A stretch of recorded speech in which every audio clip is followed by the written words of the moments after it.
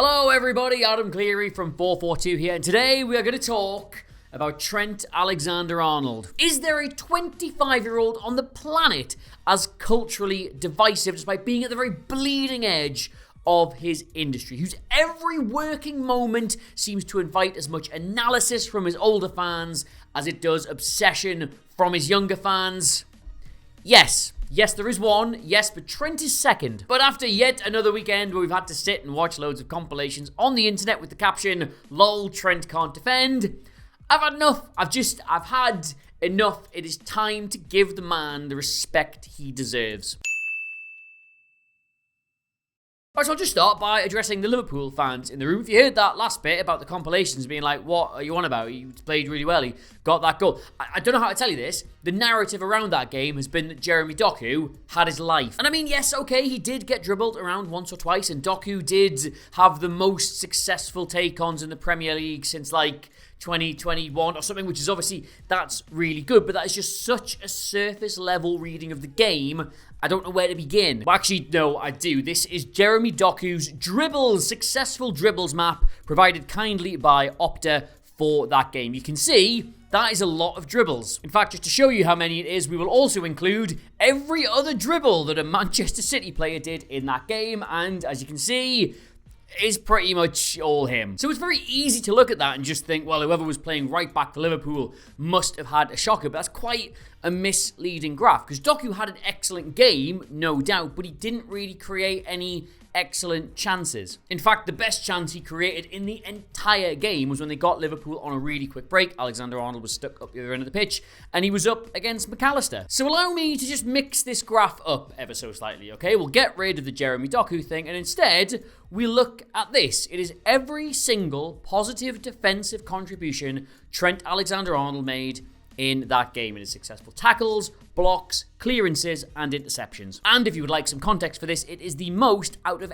any single player in that game. So Trent, who can't defend, remember that's his whole thing. He actually individually defended the best of any player in that game, which is especially impressive given that's not his job anymore. He regained possession for his team more than any other player on the pitch, and he popped up right at the end to score a frankly sublime equalising goal. On what planet, I ask you, is that not a great performance? You see, the real problem here is that there is a narrative about Trent Alexander-Arnold, and it's one mostly of his own making, yes, because he was defensively suspect in a number of games last season, but now it doesn't matter how well he does defend. If any left-sided attacker playing against Liverpool has a good afternoon, it's gonna be because Trent can't defend. But Jurgen Klopp's not blind, he's not an idiot. He saw what we all saw over the last couple of years. Now teams started to try and target him. He's not just leaving him in the team because he's got no choice. He has adapted the system so that the defending part of this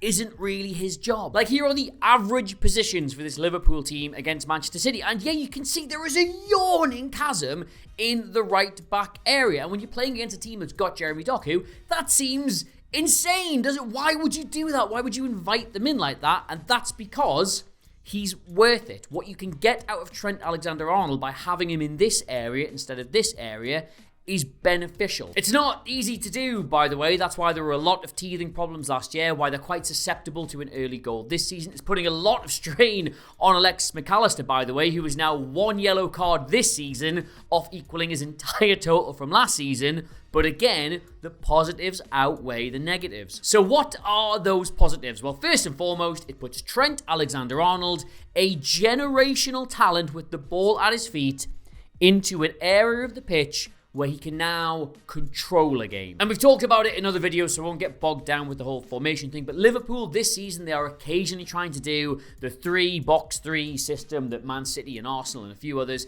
enjoyed so much success with last season. They're employing it by having Trent Alexander-Arnold come across from right back, and the defence shuffles round accordingly. If you haven't had the misfortune of hearing me drone on endlessly about this system and the whole box midfield thing, it's that whole John Stones stepping out from the back thing with Manchester City. The idea is it gives you 4 players in central midfield against teams that mostly only ever have 3, so you can control the game and you've still got coverage everywhere else. It's just, look, Click that. It's explained better in that. Anyway, the whole thinking behind this system, the whole reason Jurgen Klopp wants Liverpool to play this way is because Trent Alexander-Arnold is one of the few players in the world who has it up here enough to control Premier League games regularly, and you can't do that from right back. And if we look at his pass map from that Man City game, you can see that he's primarily still on sort of the right-hand side of the pitch, but he's a little bit further over than you might expect, and he's also not afraid to just go roaming to get on the ball and to do things, but not the passes he makes tell you the story, the passes he receives. So a progressive pass, you've heard me talk about them before. They're a pass that's basically a nice forward-thinking, attacking, incisive ball designed to move everything closer to your opponent's goal. They're the kind of passes you want to be making. 2 seasons ago, there were few right-backs in world football receiving as many progressive passes as Trent Alexander-Arnold. He was in the top 20% in all of Europe for that. And that's because in their old system, there was a lot of room for Alexander-Arnold here. Mo Salah, he likes to play nice and close to the goal. So Alexander-Arnold would either try and get to the byline to provide a bit of width, or do his Beckham thing where he sits in that sort of right half space, just kind of about here, and puts crosses into the box. So naturally, all his teammates were looking to find him in these areas with progressive passes. But now, if we look at the numbers for this season, he receives less than half that many. And just his not really being in this position anymore really has impacted Liverpool's overall style of play. If I said to you, guess which team in the Premier League put the most crosses in last season, you probably wouldn't think Liverpool, but they were top. But this season, and I mean, they are still pretty high up because they're good at stretching teams and getting width, and it's always a good route to goal, especially when you've got someone like Nunes in the middle, but they've dropped to 6th. They just crossed the ball considerably less. And that is just almost entirely Alexander-Arnold. If we look at this absolutely brilliant graph they put on the Athletic website, where his chances have come from over the last couple of seasons, you can see now primarily his chances are coming from this middle area of the pitch here, when previously they were coming from here. But the real thing you have to understand about what's going on here is if you just purely look at the numbers and analyze them side by side, Alexander-Arnold is regressing as an attacking influence in that Liverpool team. And if we just put up all his numbers from 2 seasons ago when Liverpool were never experimenting with any of this and compare them to this season, you can see his numbers are down. He's getting way less assists. His key passes are down. His passes into the final third into the penalty area are down. His crosses into the penalty area, obviously, they are way, way down. So weirdly, Trent Alexander-Arnold is a less effective attacking proposition. And yet, and this is the entire point I'm trying to make in this video, for all those numbers might suggest that Trent Alexander-Arnold is somehow a less effective attacking entity. If we compare some similar stats for Liverpool themselves, they are a more effective attacking entity. Goals are up. Shots are up. Shots on target are up. XG is up. Every single attacking metric you would care to look at,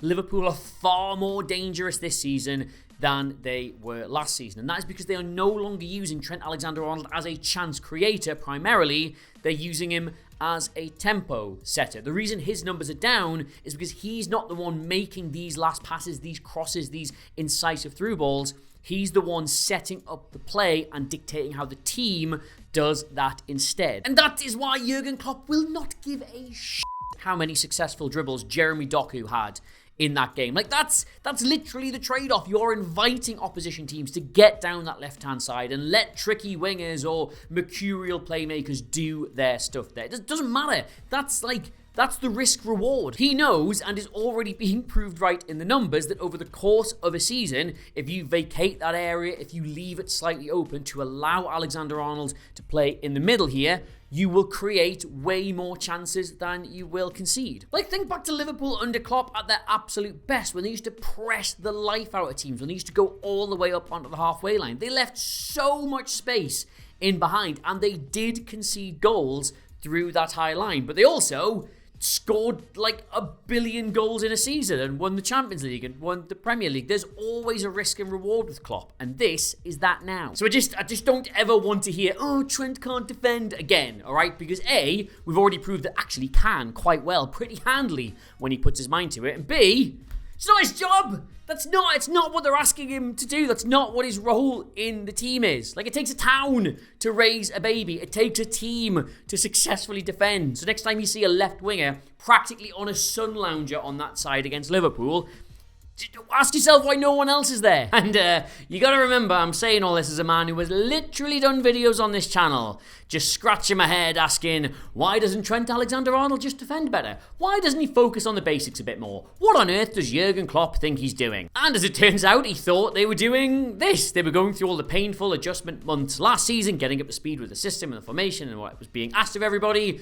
so that they would see rewards this season. And those rewards are a genuine title challenge and going to the Etihad, where they usually get beat, and not getting beat. So my advice now, as it usually is, would just be, don't really doubt Jurgen Klopp. Like, even when he looks like he's absolutely lost his mind, he does tend to know what he's doing. He's quite good at this. And speaking of being good at this, if you thought I was any good at this, then firstly, why? But thank you. Please consider subscribing to us here on FourFourTwo on YouTube. We do all this kind of fun tactic stuff and wider football stuff and big cool football stories and loads of football fun, and you don't want to miss any of it. And subscribing is the one metric that really does help us out. If you want to support the channel, we don't ask for Patreon stuff. We haven't got to do anything. Just that little red button. That's what you press, and then we're like, thank you. If that seems a bit much, but you suspect my meme game might be on point, then correct. You can get me on Twitter and Instagram and everywhere else at Adam Cleary, Clery. I need to build a graphic for that. The 442 logos for their socials are in the corner of the video at all times. Why not click one of those? What's the worst that could happen? The magazine's on sale as well. I think I remembered absolutely everything. Greatest football magazine in the world. I've been Adam Cleary. That was Trent Alexander-Arnold. I hope you have a nice day in particular, and I'll see you soon. I think that's everything. Bye.